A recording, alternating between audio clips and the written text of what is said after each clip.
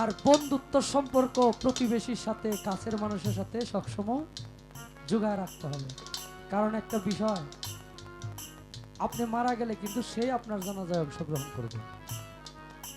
আমি মারা গেলে সে আমার জানাজায় অংশগ্রহণ করবে। যে মানুষটাকে আমি দেখতে পারতাম না সেও আমার জানাজায় আমার জন্য দোয়া করবে। ওই দিন আমার কিছু করার থাকবে না, আমি খাটিয়ার মধ্যে থাকবো। এমন জামা পরাইব যেই জামার নাই পকে।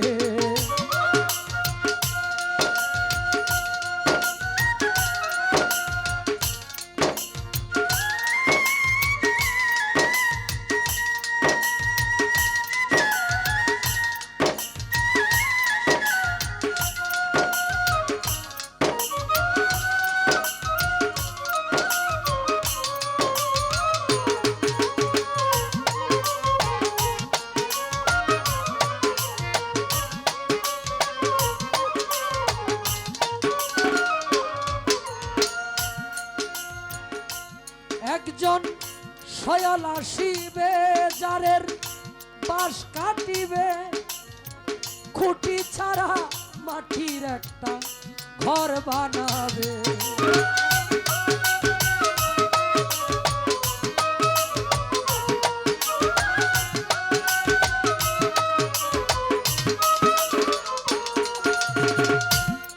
আল্লাহ পাক,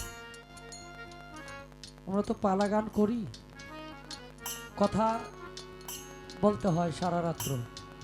আর কথা যদি না বলি এই গানটাকে আবাদতের মতো মনে হয় না। গান মূলত যন্ত্রগুলা বাদ দিলে বাকি সবগুলাই আমাদের দলিলের আলোচনা থাকে। আমরা আবাদতের পক্ষের মানুষ, আবাদতের তাগিদ দেই, মানুষকে শুদ্ধ করার জন্য অনেক কথা, সাধকদের কথা বাণী মানুষের কাছে পৌঁছায় দিই। মানিকগঞ্জ, টাঙ্গাইল ওই অঞ্চলে গান করলে সন্ধ্যা থেকেই প্রত্যেকটা মানুষের চোখের পানি দিয়া বুক বাসে। আর এই পৃথিবীর মধ্যে যেই ব্যক্তির এক জাররা পরিমাণ হিংসা আছে তার কোনো ইবাদত আল্লাহ কবুল করে না। স্পষ্ট দলিল। হিংসা মানে কি? আপনার প্রতি আমার খুব রাগ, হিংসা মানে আপনি ভালো করতেছেন, আপনার প্রতি আমার মানে অভিশপ্ত একটা ভাবনা থাকে। এই হিংসা, আপনার ভালো আমি দেখতে পারি না,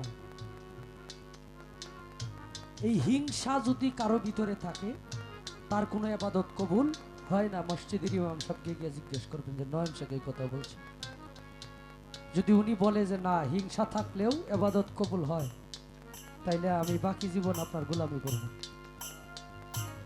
তাহলে হিংসা থেকে আগে বের হয়ে আসতে হবে। এরপরে লোভ, পরের জিনিসের প্রতি লোভ করা। আপনার যেটা হক এটা আপনি পাবেন, কিন্তু পরের জিনিসের প্রতি লোভ কইরা শক্তির জোরে সেটাকে আহরণ করাকে লোভ বলে। এগুলা থেকে বিরত থাকতে হবে। আর বন্ধুত্ব সম্পর্ক প্রতিবেশীর সাথে কাছের মানুষের সাথে সবসময় জোগায় রাখতে হবে। কারণ একটা বিষয়, আপনি মারা গেলে কিন্তু সে আপনার জানাজায় অংশগ্রহণ করবে। আমি মারা গেলে সে আমার জানাজায় অংশগ্রহণ করবে। যে মানুষটাকে আমি দেখতে পারতাম না সেও আমার জানাজায় আমার জন্য দোয়া করবে। ওই দিন আমার কিছু করার থাকবে না, আমি খাটিয়ার মধ্যে থাকবো। আজকে 2 দিন যাবত যেমনি মাইক মারতেছে, নয়ন শেখ গান করবে, সুনীল বাবু গান করবে, হঠাৎ একদিন ঠিক সেম এই রাস্তাগুলা দিয়ে আমার জন্য মাইক মারতে মারতে কেউ না কেউ যাবে যে নয়ন শেখের জানাজায় অংশগ্রহণ করার জন্য। এটাই বাস্তব, এটাই দুনিয়া। অতএব শক্তির জোরে, টাকার জোরে কাউকে ছোট কইরা, ক্ষমতার জোরে কাউকে ছোট কইরা কারো ক্ষতি কইরা, বাবা আপনার ক্ষতি আমি আজকে করব, কালকে আমার ক্ষতি করার জন্য স্বয়ং আল্লাহ বসে আছে। আমি খবর পাবো না। আপনাকে 10 টাকা মাইরা, মানে আপনার 50,000 টাকা আমি মাইরা দিয়া মনে করলাম যে আমি 50,000 মাইরা দিছি, এমন একটা রোগ হইব 10 লাখ লাগবে ওই রূপ ভালো করতে। আপনি মনে করতেছেন রূপ না, ওই 50,000-এর গ্যাস এখানে ঢুকছে।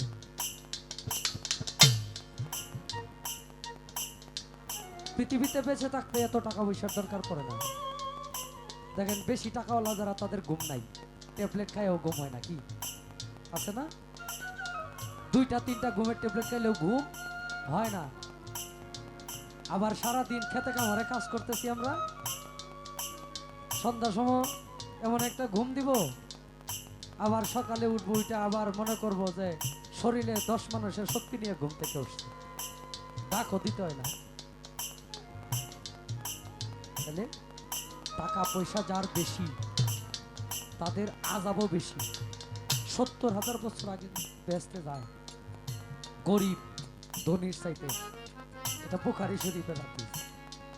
তো আমরা ইবাদত করতে হবে। আবার এনে গান শুনে আগামীকালকে রুটিন মাফিক যে ইবাদত গুলা, কলেমা, নামাজ, রোজা, হজ, যাকাত, এই পঞ্চবেনা একজন মুসলমানের আদায় করতে হবে।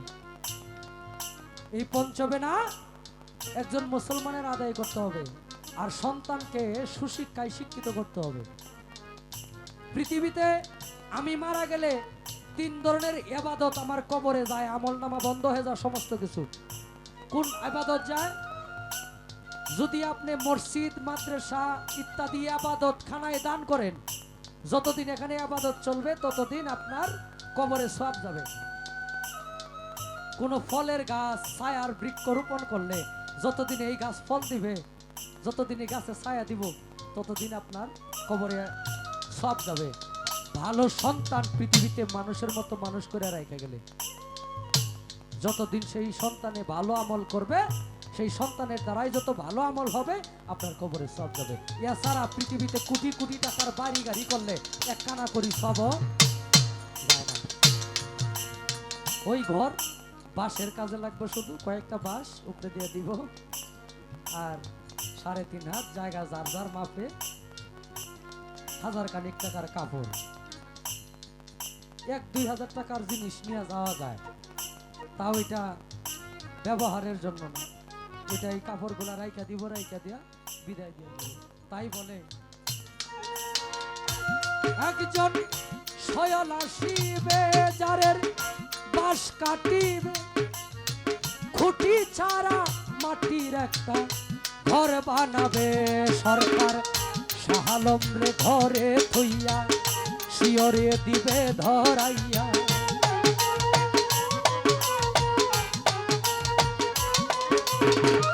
শাহ আলম রে ঘরে থইয়া, শিয়রে দিবে ধরাইয়া।